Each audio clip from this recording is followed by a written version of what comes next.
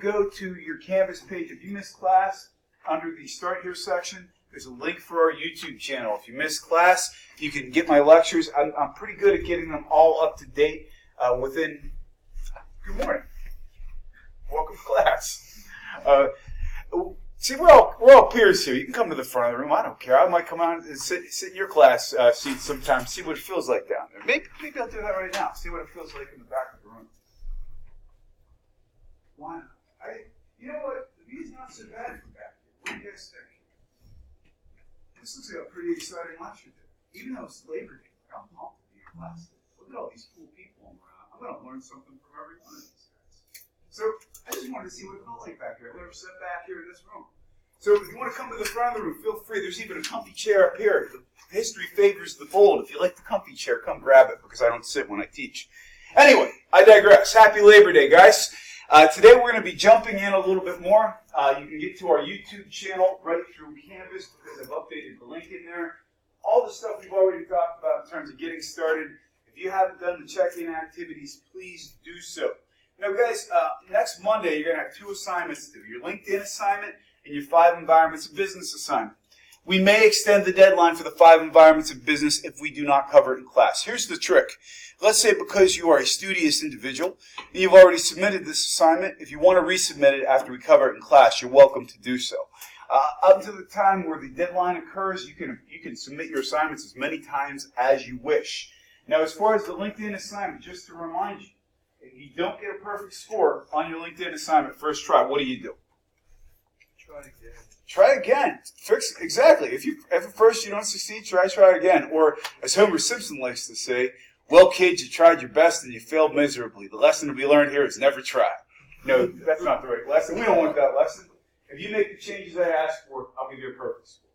That being said, guys, try your best your first try, and we'll see if you can get that perfect score right out of the bat. Hopefully by this Friday, we're going to be covering the 5 environments of business in class as well. But to jump in today, guys, who here can tell me what Labor Day is all about? Why do we celebrate Labor Day? Even if we're working on Labor Day, what is Labor Day all about? Does anybody know? Does anybody know what country it started? I'm sorry? It's not the United States, but it's very close to the United States. There's 2 other countries you could guess. It is Canada. It started in Canada. We adopted it in the United States. Guys, Labor Day celebrates what we refer to as organized labor. When I'm talking about organized labor, what am I talking about? I'm talking about unions. And unions are a very popular concept in certain parts of the world, not so much in the United States anymore. But we're going to start off class today with a brief 2 to 3 minute video explaining the roots of Labor Day in the United States. So what we refer to as organized labor, people we chose to band together into unions. Now this is not a class about unions, that's labor law, that's another class. Why do employees sometimes choose to organize? What are reasons why people choose to form unions? Anybody know? Yes? To protect themselves and their rights against the companies. The idea is that many people have more leverage than a single person. I will never tell you in this class whether you should be pro or anti-union. It's just a part of our industrial heritage. In this region, for example, we have 2 major industries. Actually, I'd say 3 major industries who are all affected by this legislation. What were our big industrial heritage industries in this region? Yes? Coal is a big one because this was United Mine Workers area and the hills were full of coal in this region. What else is a big industry we had? Yes? Steel. We named our sports team after. We have the Pittsburgh Steelers. What's the third one? Yes? You got it. One of the biggest, they used to call it one of the 8 industrial wonders of the world is the horseshoe curve. At the time that thing was made, nobody had done an angle so extreme around the mountain, so it was a very big industrial wonder. So that's why we have Labor Day, guys. And when we look back at the history of labor unions and the National Labor Relations Act, things like that, the concept of a 40-hour work week in most of the United States didn't exist prior to the 1930s. Prior to the 1930s, it was not uncommon to see children as young as 12 years old working in coal mines. We didn't have the same kind of labor protections we enjoy today. And a lot of that is due to this kind of movement, the things that happened in the past. So this kind of current event, by the way, almost always shows up as a bonus question on an exam. So I would remember a little bit about what Labor Day was about. But guys, let's jump in today. We left off talking about some of the key business concepts I want to talk to you a little bit about standard of living. Guys, when you start talking about the standard of living, it's things that we can expect. And the 40-hour work week is a pretty good part of our reasonable standard of living. We work 8 hours a day. We have a pretty good idea of having some time off. Now, we enjoy one of the highest standards of living in the world in the United States. We're not necessarily the highest, but we're pretty high. Guys, in terms of what an indicator of standard of living is, are we working constantly, or do we have time to enjoy our wealth? Do we have time to enjoy what we do? If you had to guess, according to Business Insider, what country, and it's not the United States, what country enjoys the highest standard of living in the world? Good guess from Switzerland. That's a good guess. What else? Anybody else have a guess? I'm going to try to get you talking today. Yes? Cater Airways. I'm sorry? Cater. I still didn't hear you. I'm sorry. Cater. No, it's not Cater, but they have one of the highest per capita incomes in the world, though, for sure. Yes? That's another good guess, because these are all resource-rich countries. Go ahead. One more guess. Yes? What kind of standard? Well, it's a combination of having free time, wealth, participation in your economy, participation in your democracy. The idea of people being engaged citizens, too. I'd say Sweden or Norway. All good guesses. According to Business Insider, they're giving the number one slot to Australia. And they've done this based on the length of the average work week, the amount of participation in elections. Over 90% of the population in Australia participates in the presidential or their prime minister elections. In the United States, in the last presidential election, what percentage of our population actually participated in the election? Yes? 30%. It was closer to 40 or 45, but still less than half. So look at this. The voter turnout in Australia for the average election is 93%. Let's say, for example, we had 40% in our last presidential election. Is it conceivable that many people chose not to put their opinions out there? Absolutely. These folks are engaged in their economy. They care about their country. I hope that we don't disengage people your age from getting involved in the political process, because to me, we got a lot of good ideas that are potentially coming from the next generation. Guys, in terms of our quality of life, though, our standard of living and quality of life, it's a very subjective term. We think about things like political freedom, economic freedom.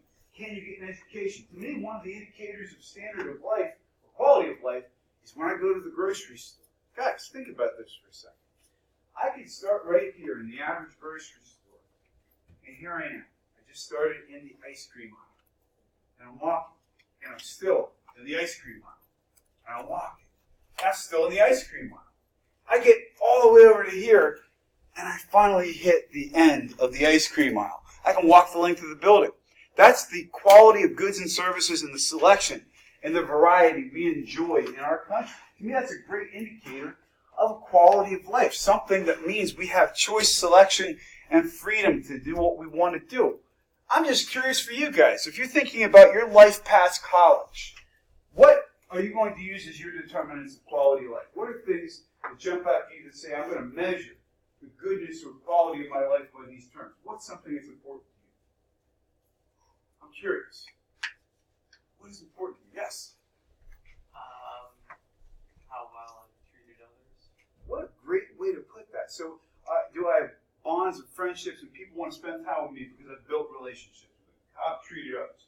What else is a measure of your quality of life? What else do you think is going to be important to you when you graduate? Yes? Your freedom.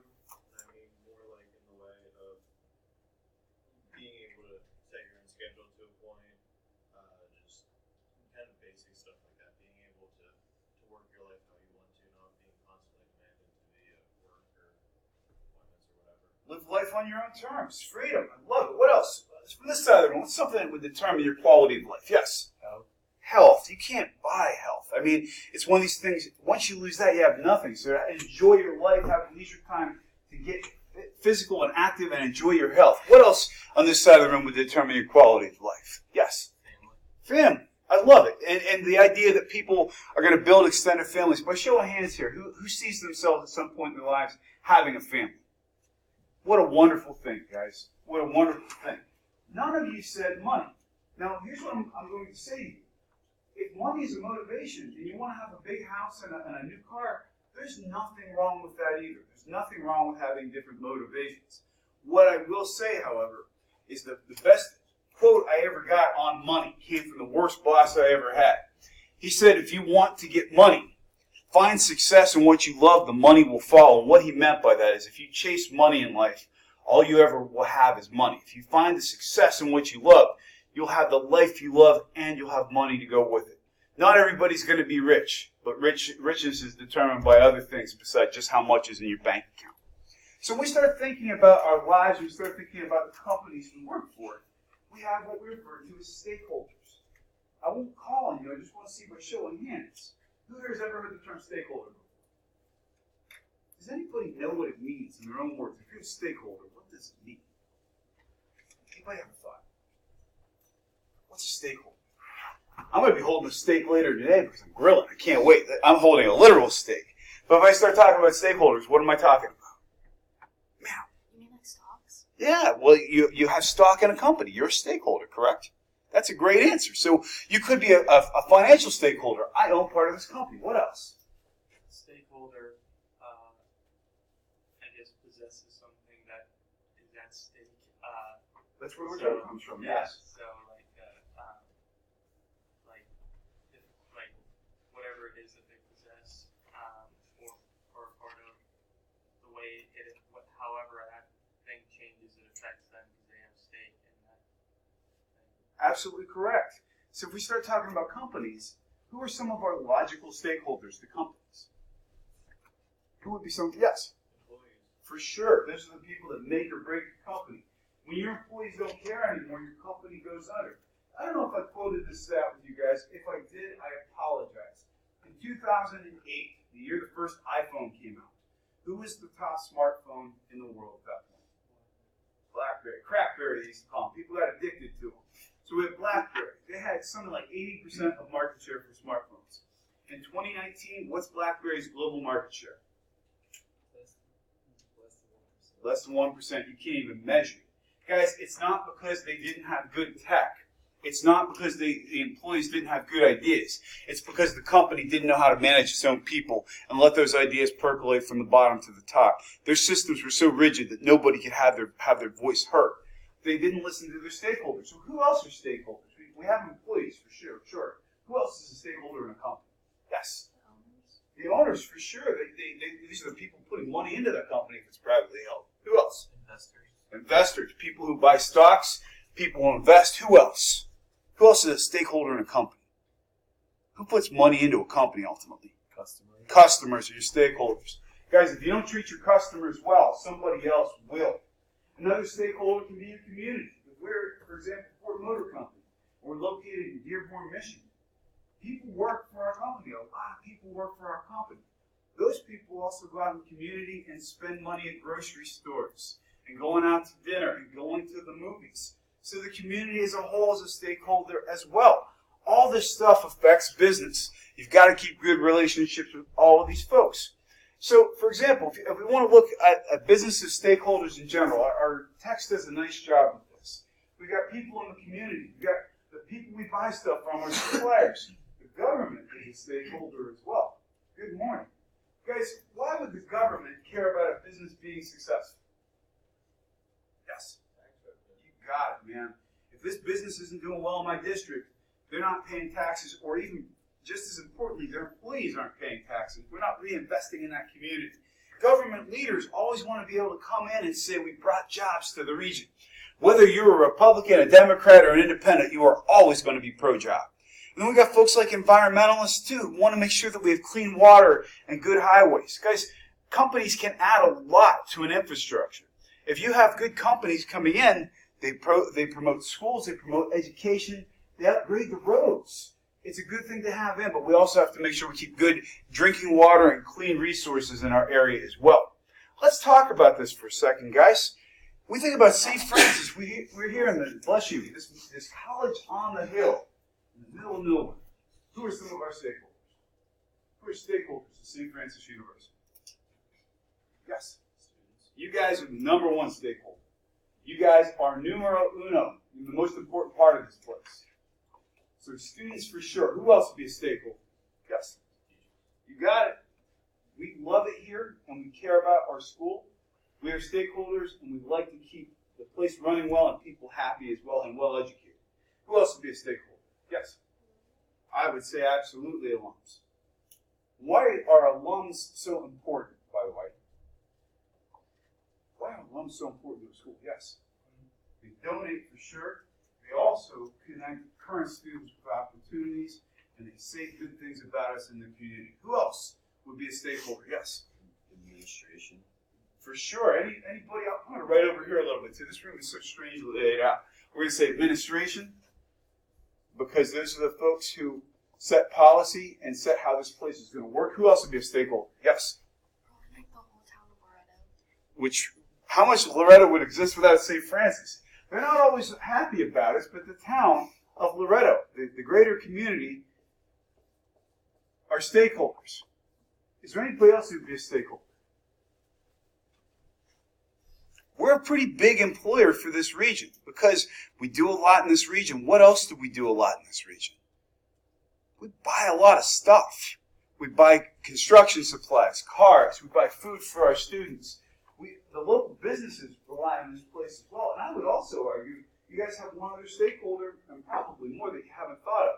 I'm thinking, for example, when we have the first home game for the Red Flash for our football team, what's going to fill that stand? You have fans. Fans of the Red Flash are stakeholders. People who love St. Francis are stakeholders. All these people are affected by decisions that our business makes, and they will affect our perception in the greater community. You guys, as future alums, are about as important as it gets to stakeholders.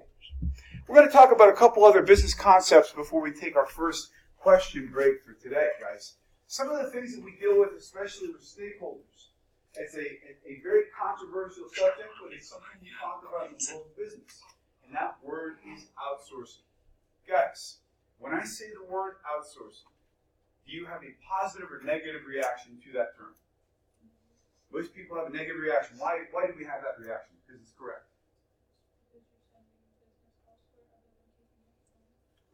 That's exactly right. We basically think we're outsourcing jobs probably away from our town, maybe even away from our country.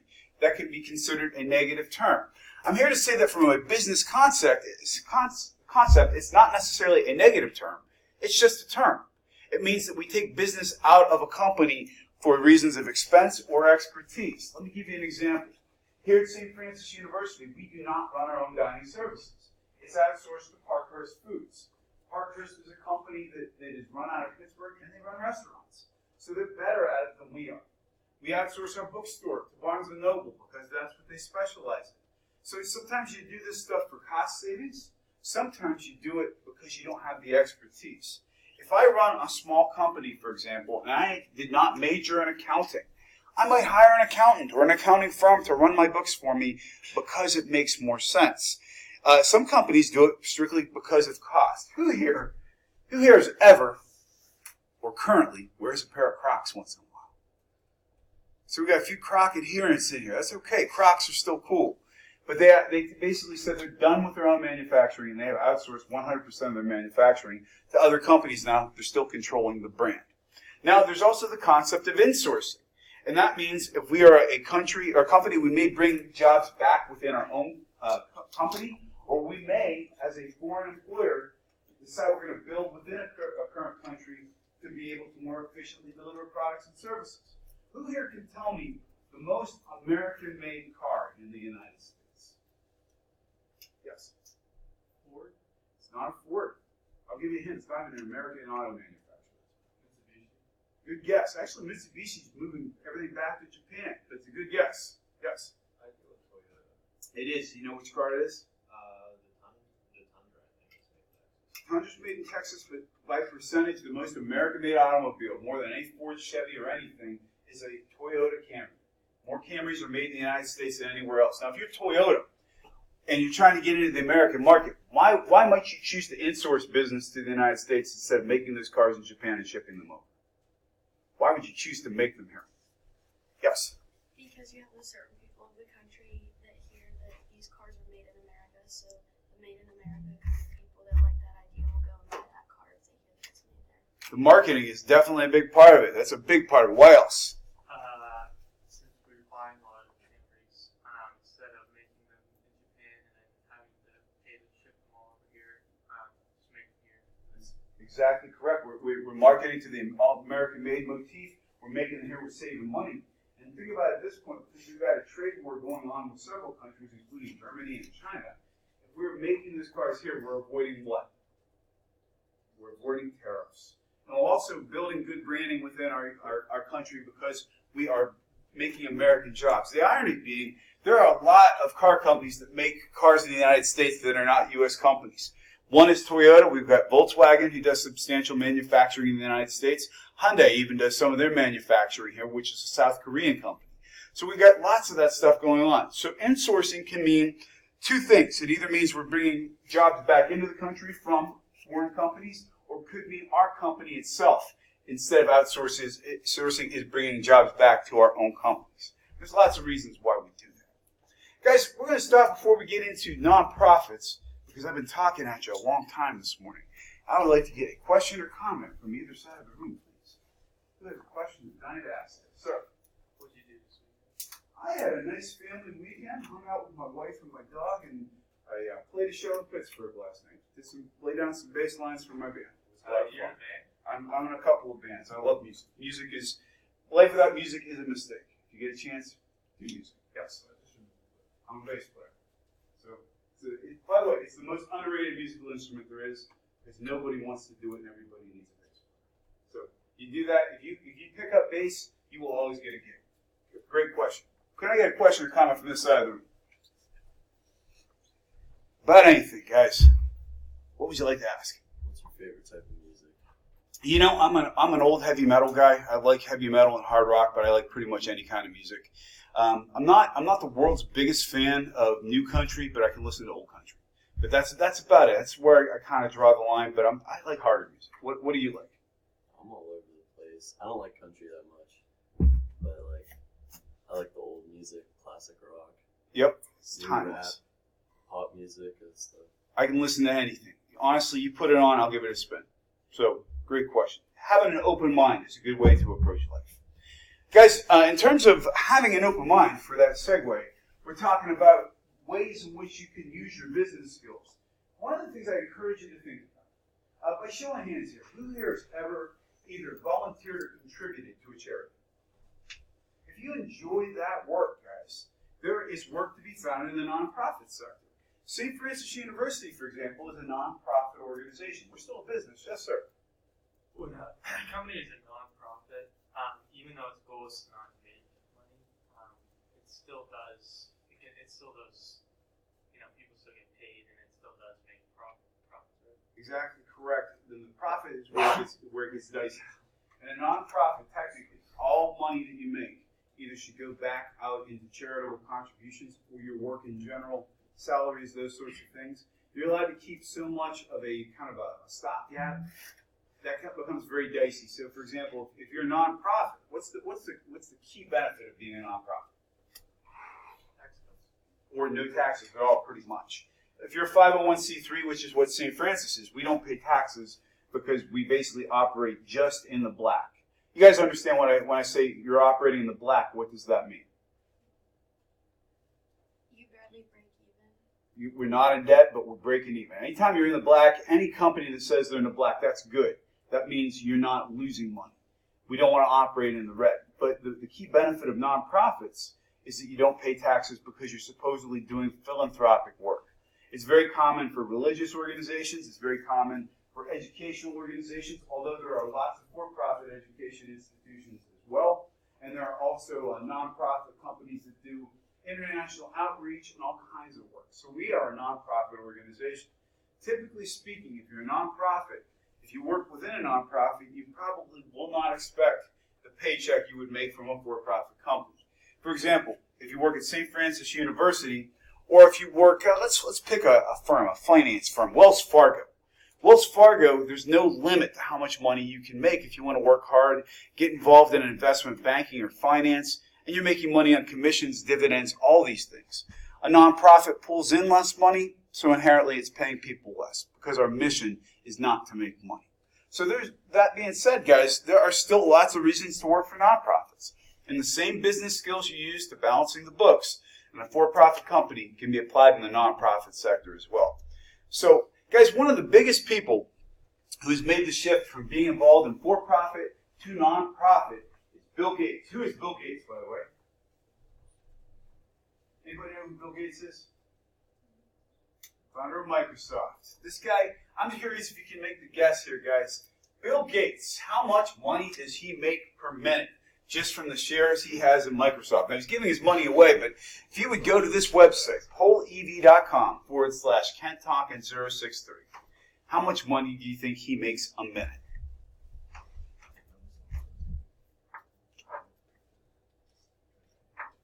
polev.com/KentTalkin063.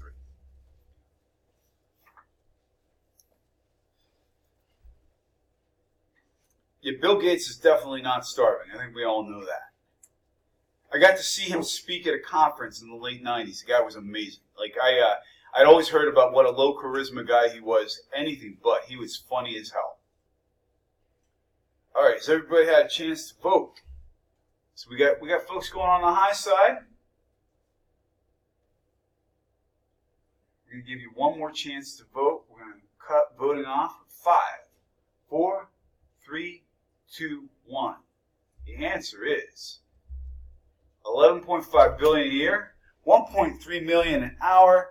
This guy literally makes $23,000 a minute just for having a beating heart, guys. How crazy is this?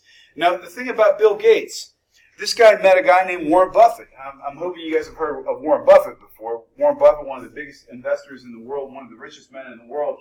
He and his wife, Melinda, have made it their mission to give away their wealth that they've accumulated to make the world a better place. Some of the big causes they back up are AIDS in Africa and the idea of clean drinking water for everybody in the world. So here's a guy who made his money and now is giving back. My point in bringing this up, whether you're Bill Gates, whether you're Mark Zuckerberg, or you pick the wealthy individual of your choice, you can still make a choice later in life to work in nonprofit and give money away. By the way, that figure of how much Bill Gates makes a minute or a year, I'd remember that. That very occasionally shows up as a bonus question.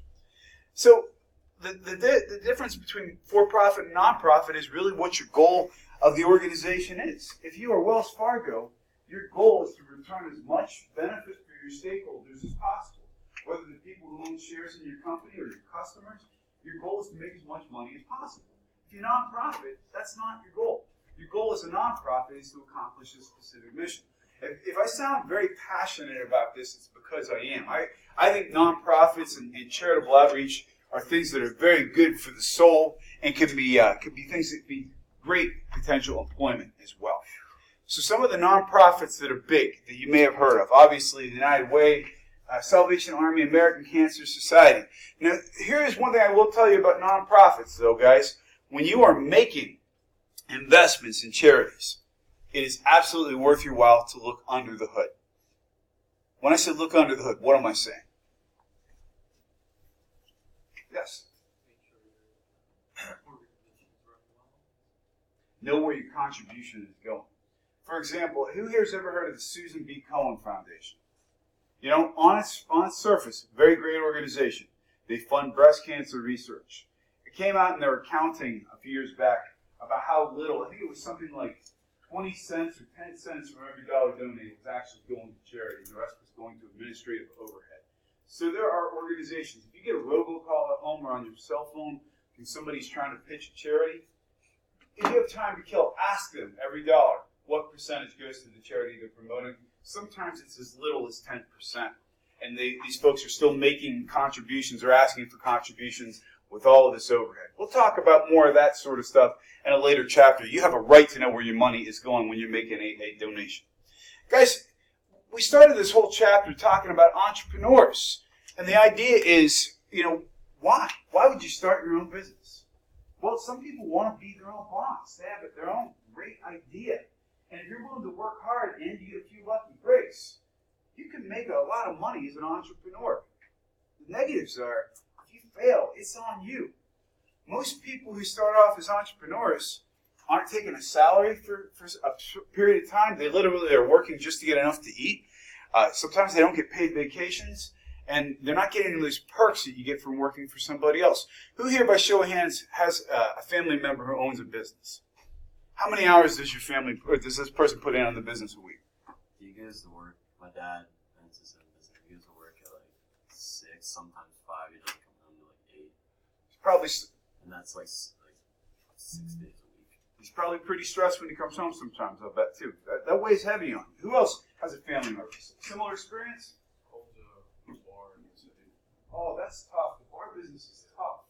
from like 5 o'clock at night to 5 a.m. And you're seeing, at times in that business, you're seeing like very, very hard to deal with people at times too. I bet this person is probably stressed sometimes too. Yeah, he's off 2 or 3 days during the middle of the week. He works all weekends. It's tough. The bar business is tough. Yes.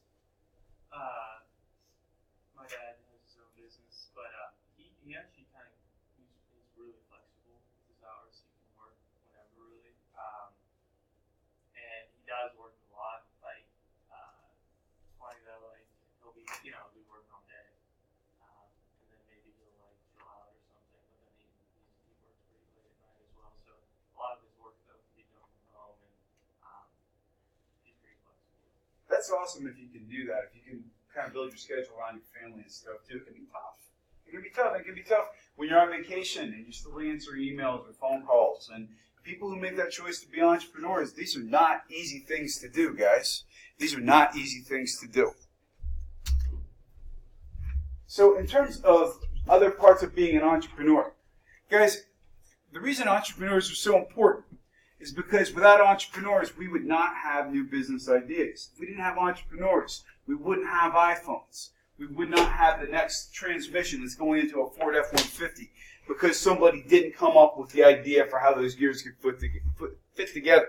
That's how we create new knowledge. In fact, most people in the country work for a small business when they start off. Here's something else I want to point out, guys, that we also have the changing face of the workforce, which is making opportunities for people to become entrepreneurs we wouldn't have thought of 50 or 60 years ago, talking about females. Guys, in terms of females in the workplace, the increase of women in the workplace from, I think, the 1970 to 2017, you can see that 35% of women were in the workplace, and up now we're close to 50%. Here's the most important statistic I will quote, though. Of the executive workforce in the United States, out of 100% of people who work, quote-unquote, white-collar jobs, what percentage is female? Anybody have a guess? It's a good time for females in the workplace. What percentage? Anybody have a guess? Yes? 60%. Not that high yet, but it's about 52. So over half of executives in the workforce are female. Here's where the picture gets a little dismal. When we start talking about specific industries, for example, in the biggest finance firms in New York City, what percent of managers in those finance firms are female? Take a guess. One of the ladies take a guess. Out of all the finance firms in Wall Street, what percentage are managed by females? Take a guess. I promise I won't hurt you. Yes. You have a guess? Less than 5%. Less than 5%. How many CEOs in the history of the United States automobile industry have been female? Probably none. One. Mary Barra. Mary Barra is the CEO of GM who returned that company to profitability, and she is the first female CEO in the history of the American automobile industry. So my point is, we've seen progress where more women are entering the workforce now, and especially in terms of progress in things like college graduation rates, all of these things. We still do not have complete equity in the workforce. For every $10 that a man earns in the workforce, what does a woman earn for doing the same job? For every $10 that I make, what does my female counterpart on average? You guesses? Yes. It's higher than that. It's closer to about 8 for every 10. But it's still, do the ladies in the audience here, do you think it's acceptable that you make 80% of what a guy doing the same job makes? Is that acceptable? I don't think it's acceptable either. It's something that needs to change, and as we move toward equality, it's something we need to think about.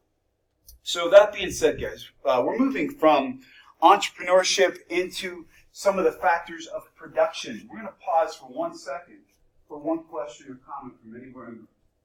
Anybody have a question or comment this morning? before we move in. It's a nice segue. Ask me anything. I know it's Labor Day, and we're here laboring together, but I would like a question or a comment. Sir. How do you feel about Professor T? Professor T as a title? I'd love it.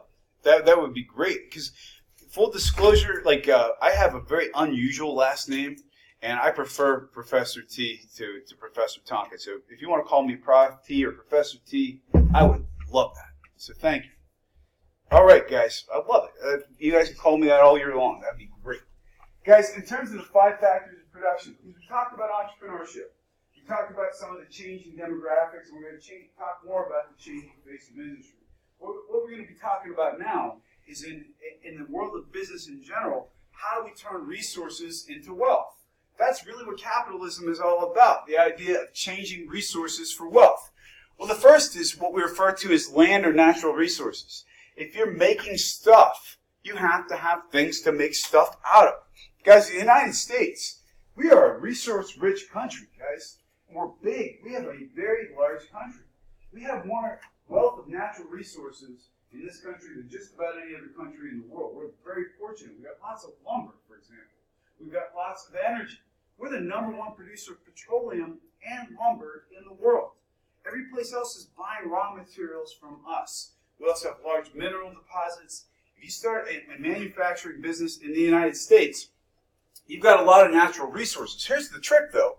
For example, I love Nikes. That's my favorite kind of sneaker, are Nike sneakers. If I buy a pair of leather Nikes, that leather probably came from the United States and was exported to another country to be able to be processed because the labor prices are cheaper. But a lot of the natural resources still come from this country. If we talk about labor, that means, do you have people who are, #1, able to do the job and are able to do it competitively? Capital. Do you have people who will invest in your company? Guys, in the United States, what is our #1 source of personal wealth? Once you're out of college and working for a few years, what's your #1 source of personal wealth? Any ideas? Where are you going to put all your money? Your house. Your house is your #1 source of personal wealth. One of the things that we have in terms of industrial wealth, however, we've got an investment banking system. We've got a stock market. We've got a free market. It means you can competitively borrow money. If you're borrowing money from a bank, how is that money? How is the bank making money off you? They are charging you. Yeah, that's exactly right. But we have capital available. Entrepreneurship means you've got people who've got ideas. I got this crazy good idea for a new product or service. Entrepreneurship without knowledge is dreaming. Knowledge is how you turn a dream into reality. Let me give you an example. Let's say, for example, I'm Steve Jobs, and it's 2006, right before the iPhone is born. If I'm Steve Jobs, I can't possibly produce everything myself that goes into one of these units. If I got an iPhone, I've got an older iPhone. Mine's a 6S. Will you guys tell me what it took to get this product to market? What do we have to do to get this product to market? When we were thinking about creating that iPhone, what did we have to do? Yes? First off, a lot of R&D. For sure. We had to design this thing. We had to see how the circuit boards were going to fit together. We had people who did hardware. We had people who did software. We had people who did packaging to make it look cool. So actually designing the prototype. What else goes into making a product like that successful? Yes? After you get the prototype to work, actually starting to produce it. So, for manufacturing techniques, absolutely. Let's say we've got a fantastic product and we know how to make it. What do we have to do then? Advertise it. You got to market it and make it cool and desirable. Absolutely. So all of these things go into being the knowledge. We can have entrepreneurship all day long. If we don't have knowledge to turn it into reality, it doesn't matter. So that's exactly why all this stuff works together, guys. So again, just to illustrate it, our book does a nice job with this. All of these things start from taking minerals or products out of the ground, processing them through labor, having the capital to build the factories, the entrepreneurship to come up with the new ideas, and the knowledge to make them reality. And these things all have to play together in one ecosystem. This is what gets us into the environments of business. Guys, when we start talking about all these environments, we're going to cover them one at a time. What we're going to do today is I'm actually going to start covering what we're going to do on Wednesday. The exercise that you have due on the 9th, we're going to do it in class together. So you'll understand exactly what I'm asking. Because I'm going to be asking you to take a product or service, well, actually for the purposes of the assignment, a service, and I'm going to ask you to apply each of these environments to it. So let's start off, guys. The way all these environments play together, we've got basically the global business environment. We've got all these environments that play within it. We've got the economic and legal environment, tech, competitive, and social. If we start talking about the economic and legal environment, what do you mean, how easy is it to start a business in the United States? And if you haven't started a business before, that's okay. I'm going to ask you to guess. Is it hard or easy to start a business in the United States? Yes.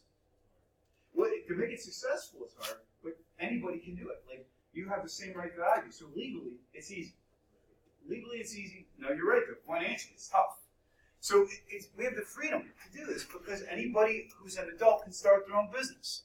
We have laws that protect business. For example, if I have an iPhone and somebody else tries to design a competing iPhone, I can sue them because why? We have patent and copyright laws. I can protect my intellectual property. Absolutely. One of the things that enables our commerce in this country too, guys, we've got standard capital. We've got a dollar. We've got a system of transacting business. So we've got in our country, we've got currency and regulation. And we also, because we are a business-friendly country, our taxes tend to be pretty minimal. Now we get into the technological environment. Technology is powering business all over. We talked about how it's changing something as simple as grocery stores, guys. How is technology changing the way we shop? Yes? Now you can have stuff like ordered online and brought to your house and even like loaded into your fridge. It might even be a drone delivery. Have you guys also seen now that you can give Amazon permission to come into your house if you don't want to leave your packages? You can buy a little camera. I forget what the name of the system is, but basically an Amazon agent can deliver stuff and put it right inside your house if you have packages stolen. So we're talking about a company now in Amazon that controls sales and distribution and one-day shipping, and it might even be a drone. That's technology that's affecting the way we buy things. Probably even as important, maybe even more important, is the way that companies know us now by our behavior. What are some ways in which companies know us better than maybe they did 20 years ago? How do they know so much about us? You've got it. Will you tell me some more about it? Just tracking your online activity. For sure. It's deep. Some companies go even tracking your cursor movements, see if you're like ads, just to see if you're interested, tracking your purchases, tracking your searches, all just to target advertising. Absolutely correct. Is there any law in the United States that prohibits a company from tracking where you go online? We do not have an internet user's bill of rights in the United States. Europe is different. Europe is a very privacy-centric country, or series of countries, I should say. In the United States, there is nothing to prohibit a company from putting a cookie on your browser and tracking every single place that you go on the internet. If I'm a company, why did I care where you go on the internet? Yes? You can like sell stuff, like if we're looking at a certain thing, you can be like, oh, they want that, and put more advertisements on it. Exactly right. I encourage you to try this exercise sometimes, guys. I know Facebook is not the social media of choice for people under the age of 30 at this point. If you do have a Facebook account, though, open a tab in a browser and search for a product in another tab next to Facebook. See how long it takes for your advertising stream to change within Facebook. Because Facebook wants to know where you're going too. Social media wants to know where you're going. Technology is affecting the way we do business. Now, let's talk about the labor side of it, guys. If I am Chick-fil-A or if I am McDonald's, what's the most expensive part of my operation past supplies? What's the most expensive thing in most companies? You got it. So is there any reason why the average person cannot order their own cheeseburger with a touchscreen or an app on their smartphone? The reason that they're doing this stuff, the reason they're incentivizing it, so we can get rid of labor. We can get rid of the most expensive part of the company. That's an example of the technological environment. The competitive environment. If I am Nike, who's my biggest competitor? So we got Adidas, and is there anybody else who come close? Under Armour? Yeah, so I've got some people nipping on my heels if I'm Nike. If you're number one, there's only one place to go, and that's down. So you have a high competitive environment or you have a low competitive environment. Uber, who are my competitors? We have Lyft. Is there anybody else, really? traditional taxis who are playing catch up left and right and having a hard time with it. So if I'm Uber or Lyft, I have less of a competitive environment per se than maybe Nike does. But I've also got higher barriers to that environment. And then we get into something called the social environment. And that means, for example, if the economy takes a downturn of people buying as many non-essential products, no. If you have a grocery store, for example, that ice cream aisle might get a little smaller during a recession, meaning more people are going to be concentrating on cheap food, bread, milk, staple foods. So things change when the environment changes. Guys, we're going to end our lecture right there for today. I wish you a happy Labor Day, and I hope you have a wonderful time with the rest of your day. And folks, if you're an international student, can you stick around for a minute?